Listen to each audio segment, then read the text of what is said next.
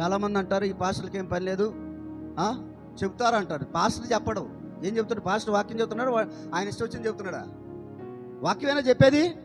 లేదా ఎక్కడన్నా బయట నుంచి స్టోరీ తీసుకొచ్చాడా పాస్టర్? సేవకుడు ఏం చేస్తున్నాడు?